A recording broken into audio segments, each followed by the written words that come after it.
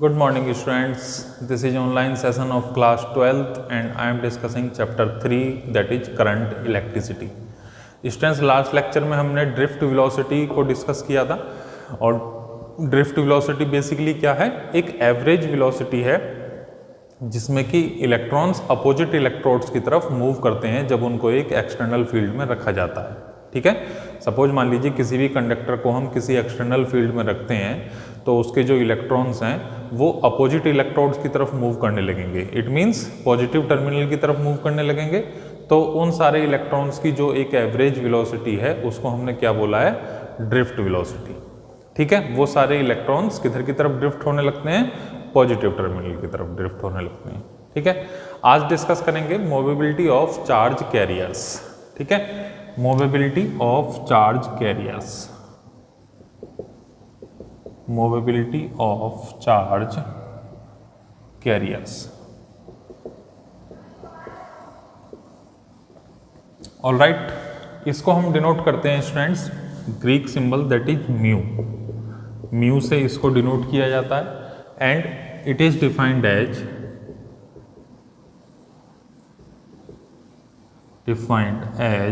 the ratio, it is defined as the ratio of drift velocity and electric field. It is defined as the ratio of drift velocity, drift velocity को किससे denote करते हैं, Vd से, and electric field, electric field को किससे denote किया जाता है, कैपिटल E। ठीक है, so we can say mobility mu equal to drift velocity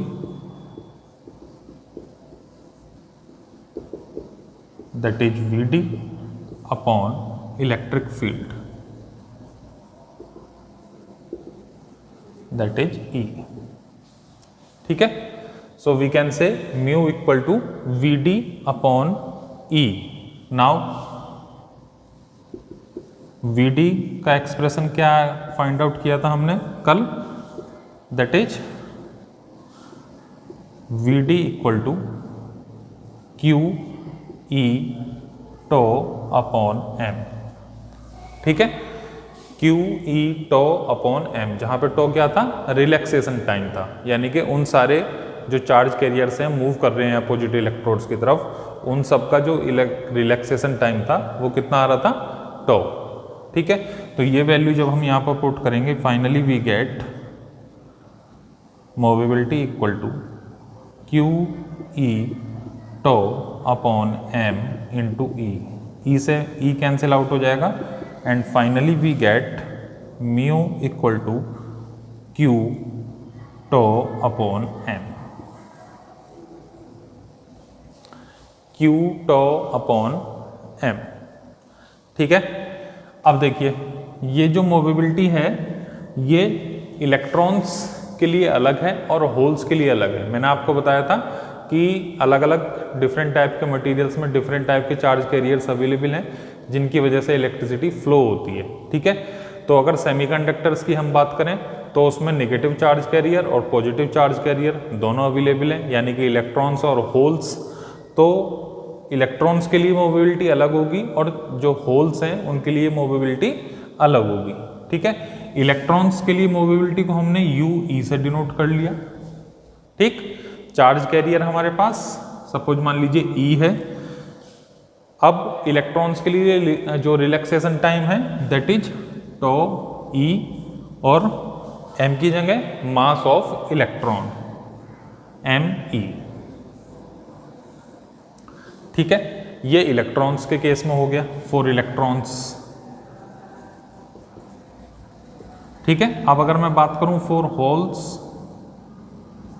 तो यहां पर क्या हो जाएगा, mu H for hole, E charge carrier, tau H divide by MH, जहां पे MH क्या है, मास ऑफ होल। क्लियर है स्टूडेंट्स?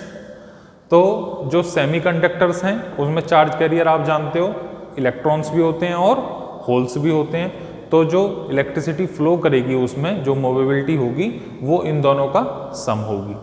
ठीक है। और अगर मेटल्स की बात करें जिसमें केवल इलेक्ट्रॉन्स हैं चार्ज कैरियर, तो उसमें केवल मोबिलिटी कितनी होगी, mu e equal to e tau e upon m e. Clear?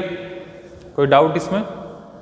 चलिए अब देखिए यूनिट क्या होती है, एसआई यूनिट ऑफ मोबिलिटी। इसको अरेंज कर दें, कॉपी कर लीजिए और नोट्स बनाते रहिए स्टूडेंट्स। ठीक है, नोट्स आप बनाते रहिए इस वीडियो की मदद से, और जो आपके पास टेक्स्ट बुक है उसकी हेल्प से आप अपने नोट्स प्रिपेयर करते रहिए। ठीक है, बोर्ड के टाइम में जब आपका बोर्ड एग्जाम होगा तब नोट्स ही आपकी हेल्प करेंगे। ऑलराइट, चलिए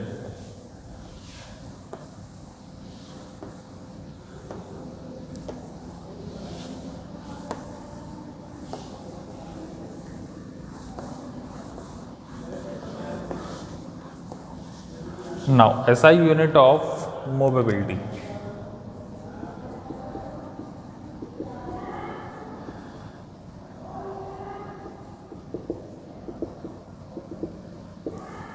ठीक है, अभी हमने फॉर्मूला क्या लिखा था, mu equal to drift velocity upon electric field.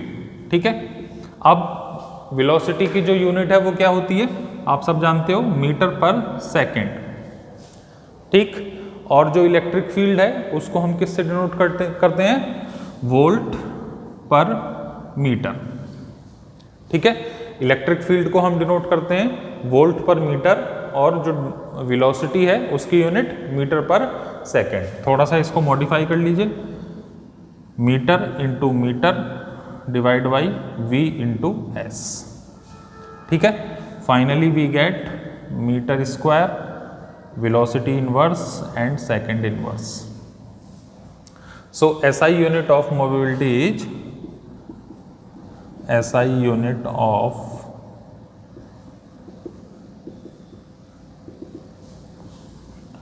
mobility of m square v inverse s inverse। Copy करिए इसको।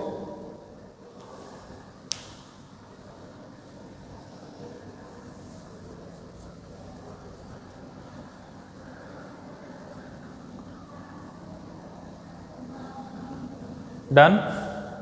चलिए नेक्स्ट टॉपिक की तरफ चलते हैं।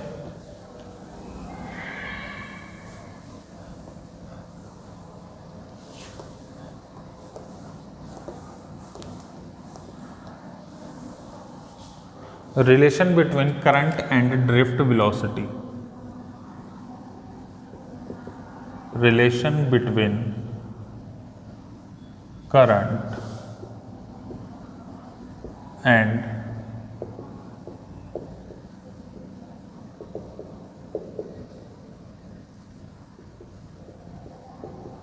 Relation between current and drift velocity. ठीक है, अब सपोज मान लीजिए किसी भी कंडक्टर से करंट फ्लो कर रहा है और उसमें जो चार्ज कैरियर्स हैं वो भी मूव कर रहे हैं। ठीक है, तो उन चार्ज कैरियर्स की जो ड्रिफ्ट वेलोसिटी होगी और उसमें जो करंट फ्लो कर रहा है, उन दोनों क्वांटिटी में क्या रिलेशन होगा। ठीक है, वो रिलेशन हम एस्टेब्लिश करेंगे इस डेरिवेशन की हेल्प से। ऑलराइट, देखिए सपोज मान लीजिए एक कंडक्टर है हमारे पास,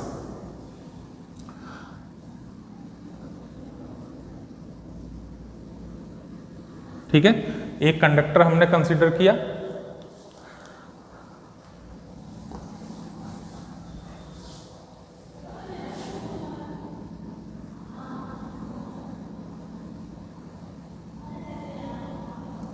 ठीक, कोई भी सिलेंड्रिकल कंडक्टर हमने कंसीडर कर लिया।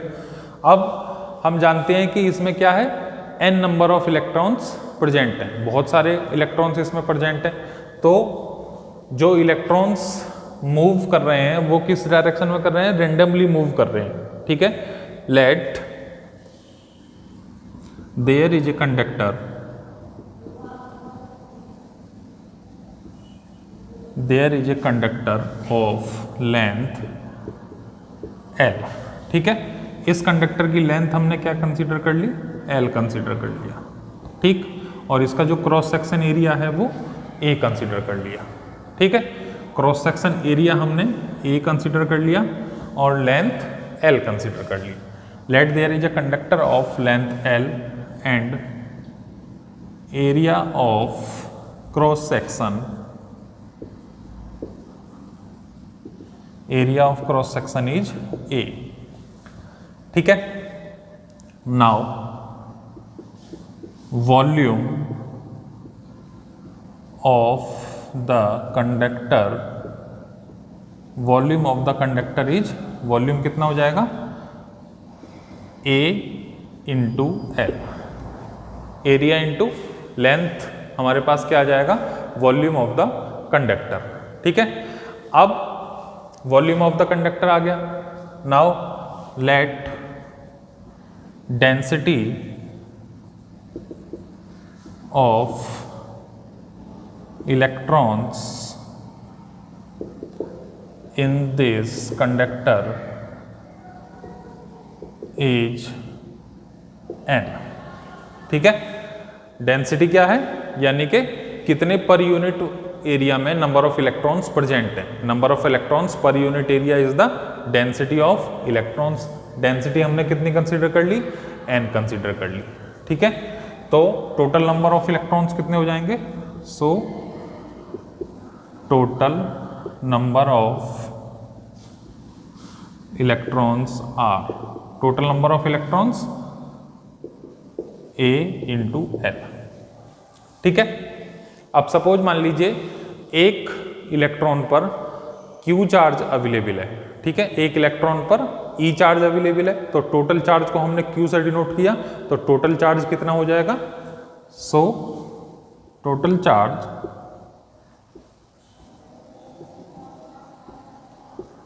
on the electrons are, total charge कितना होगा, Q इक्वल टू NeAl।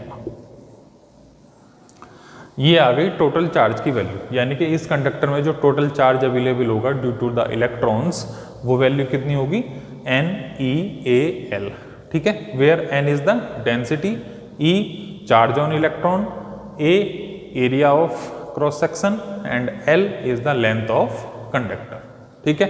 यहां तक कोई डाउट नहीं होना चाहिए। टोटल चार्ज की वैल्यू हमारे पास इतनी आ जाती है, ठीक। अब देखिए इसको, इसके अक्रॉस मैंने एक पोटेंशियल डिफरेंस अप्लाई कर दिया, ठीक है। पॉजिटिव टर्मिनल, नेगेटिव टर्मिनल, ठीक। करंट कहां से कहां फ्लो करने लगेगा, higher potential to lower potential current flow करेगा, ठीक है।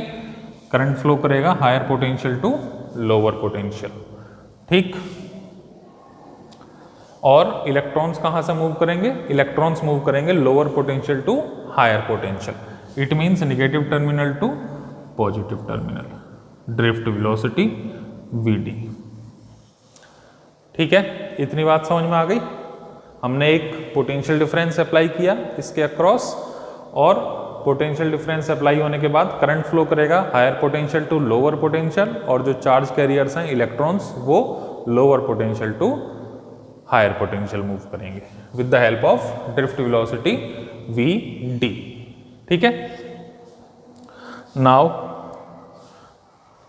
Electric field is given by, electric field across the conductor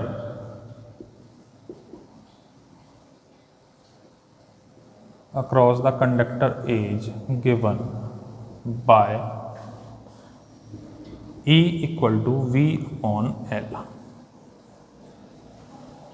E equal to V upon L.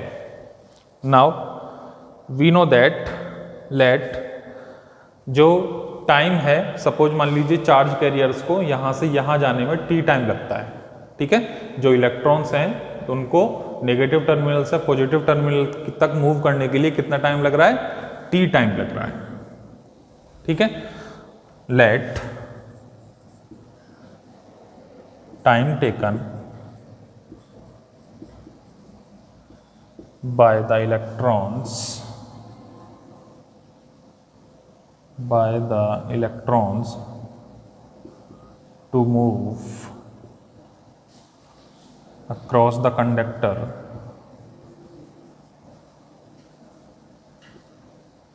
is, कितना टाइम लग रहा है, t। t equal to, t को हम किस तरीके से लिख सकते हैं, L अपॉन वी डी। ठीक है, t को हम किस तरीके से लिख सकते हैं, L अपॉन वी डी, यानी कि length upon drift velocity equal to time. ये वही फॉर्मूला है वेलोसिटी वाला, वेलोसिटी इक्वल टू डिस्प्लेसमेंट, या कहना चाहिए लेंथ अपॉन टाइम। ठीक है,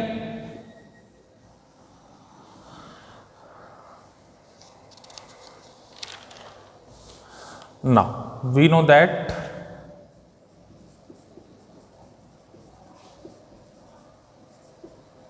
करंट इक्वल टू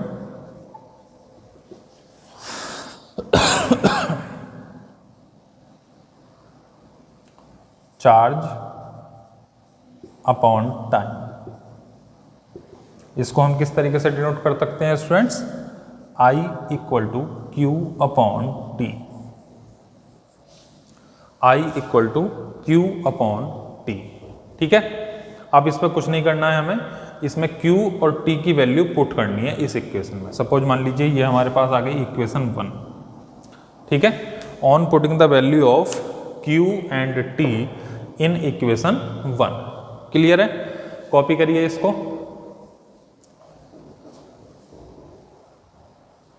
इसको कॉपी कर लीजिए।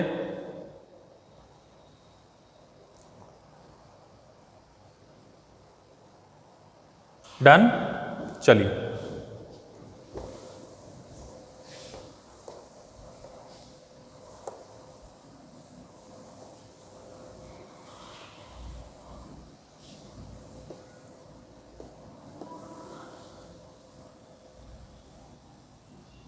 बाकी सब इरेज कर देते हैं।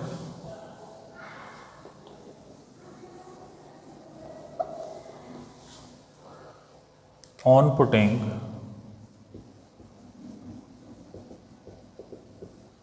The value of Q and T in equation 1। All right, value put करिए। I equal to q n e A l upon t l upon v d. ठीक है, L से L कैंसिल आउट हो जाएगा। Finally we get I equal to n e A into we d. तो ये relation आ गया students drift velocity and current का। ठीक है, क्लियर है यहाँ से, ड्रिफ्ट वेलोसिटी और करंट में क्या रिलेशन है, I equal to n e A into drift velocity. This is the relation between current and drift velocity. ठीक है, थोड़ा सा और मॉडिफाई इसको कर सकते हैं। All right, now we know that mobility that is mu e equal to drift velocity v d upon electric field. ठीक है, तो यहां से वी डी की वैल्यू कितनी आ गई, mobility of electrons into electric field. ये वैल्यू पुट कर दीजिए इसमें। Finally we get I equal to n e A into mu e cross E. एक फॉर्मूला ये आ गया हमारे पास जो करंट और इलेक्ट्रिक फील्ड के रिलेशन को दिखा रहा है। ठीक है, अगर न्यूमेरिकल में इस टाइप का इलेक्ट्रिक फील्ड दिया होगा तो ये वाला फॉर्मूला पुट करेंगे, और अगर ये सारे पैरामीटर्स दिए होंगे तो ये फॉर्मूला पुट करेंगे। ऑल राइट स्टूडेंट्स, नाउ अब हमारे पास क्या था, एक ड्रिफ्ट वेलोसिटी का भी फॉर्मूला आया था हमारे पास। We know that V d equal to e E tau upon m. ये ड्रिफ्ट वेलोसिटी का फॉर्मूला था, लास्ट लेक्चर में हमने डिस्कस किया था। ठीक है। अगर ये वैल्यू यहाँ पर पुट करेंगे, finally we get I equal to n e A into e, ये वी डी की वैल्यू पुट करने के बाद tau upon m, finally we get I equal to n e square A E tau upon m. ठीक है, तो ये relation निकल कर आते हैं ड्रिफ्ट वेलोसिटी और करंट के बीच में, करंट इलेक्ट्रिक फील्ड के बीच में और बाकी अदर पैरामीटर्स के बीच में। ठीक है, तो जिस टाइप के भी जैसी हमारी रिक्वायरमेंट होगी न्यूमेरिकल्स में, वही फॉर्मूला इसमें यूज कर लिया जाएगा। ऑलराइट स्टूडेंट्स, कॉपी करिए इसको।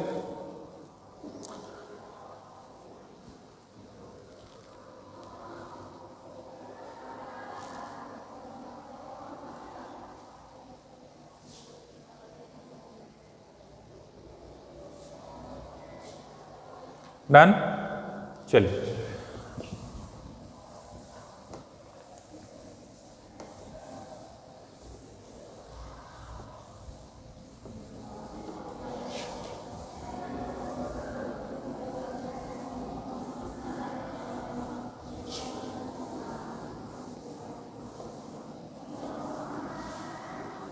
Next topic is Ohm's law.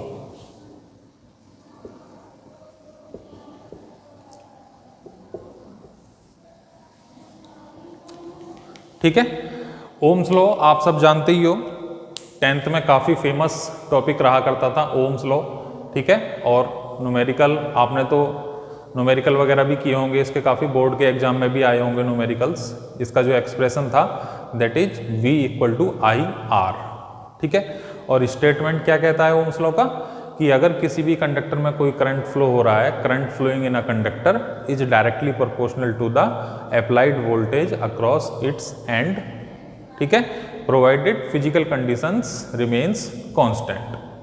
ठीक, अगर किसी भी कंडक्टर के अक्रॉस आई करंट फ्लो हो रहा है तो वो पोटेंशियल डिफरेंस V के डायरेक्टली प्रोपोर्शनल होगा, बशर्ते कि उसमें जो फिजिकल कंडीशंस हैं जैसे कि टेम्परेचर है, एरिया है, लेंथ है, प्रेशर है, वो सारी कंडीशंस कांस्टेंट रहनी चाहिए। ठीक है, so finally we get I is directly proportional to V and इसको इस तरीके से लिख सकते हैं V is directly proportional to I और V equal to I R, where R is the constant which is known as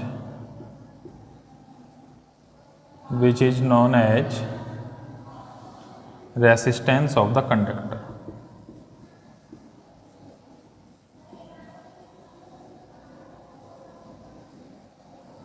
Which is known as resistance of the conductor. All right students, चलिए अब इसमें भी हम relation find out करते हैं। We know that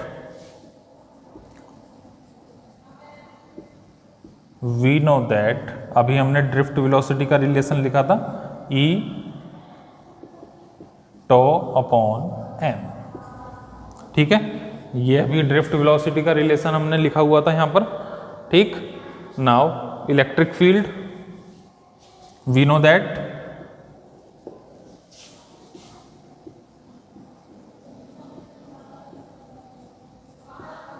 electric field equal to V upon L। ठीक है, electric field की वैल्यू हमारे पास V अपॉन L आ जाती है। ठीक, तो ड्रिफ्ट वेलोसिटी में इसकी वैल्यू पुट कर देंगे। On putting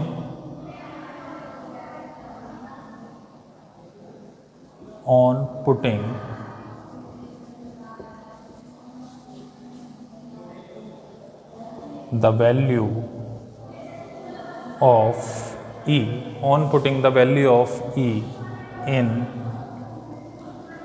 drift velocity,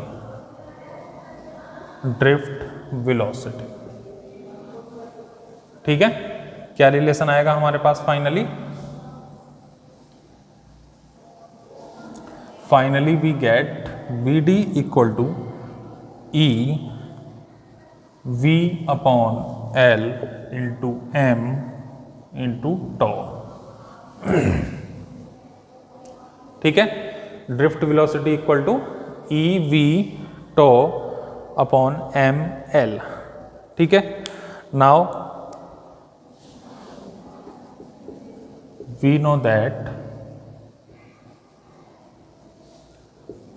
I equal to, जो अभी करंट और ड्रिफ्ट वेलोसिटी का रिलेशन हमने फाइंड आउट किया था, that is n e A into we d, n e A into we d.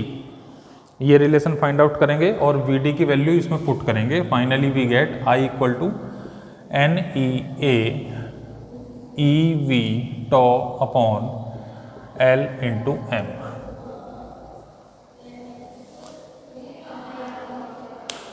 ठीक है, यहां तक कोई डाउट स्टूडेंट्स? कॉपी कर लीजिए, इसको इरेज कर दें। चलिए,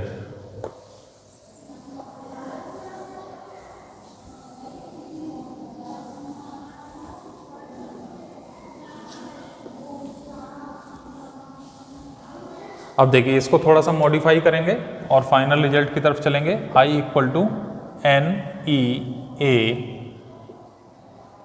इसको हम किस तरीके से लिख सकते हैं? ई टॉ अपॉन एल एम, बाहर हमने वी निकाल लिया। ठीक है, अब देखिए, इसको थोड़ा सा और मॉडिफाई कर दीजिए। I upon V equal to n e A e tau upon m L. ठीक, या फिर इसको हम किस तरीके से लिख सकते हैं? v अपॉन आई, रेसिप्रोकल कर दीजिए दोनों का, ये हो जाएगा m L upon n e A e tau. ठीक, ई ई स्क्वायर बन जाएगा और v अपॉन आई आप जानते हो क्या होता है? r। r equal to m L upon n e square A tau. ठीक है, तो एक रेसिस्टेंस की वैल्यू यहां से भी हम निकाल सकते हैं, that is m L upon n e square A tau. ठीक है, where R is the resistance of the conductor. Clear है स्टूडेंट्स? कोई डाउट यहां तक? चलिए, इसको रिवाइज करिएगा। जो बाकी नेक्स्ट टॉपिक है वो हम नेक्स्ट लेक्चर में डिस्कस करेंगे। Alright students, thank you, have a good day.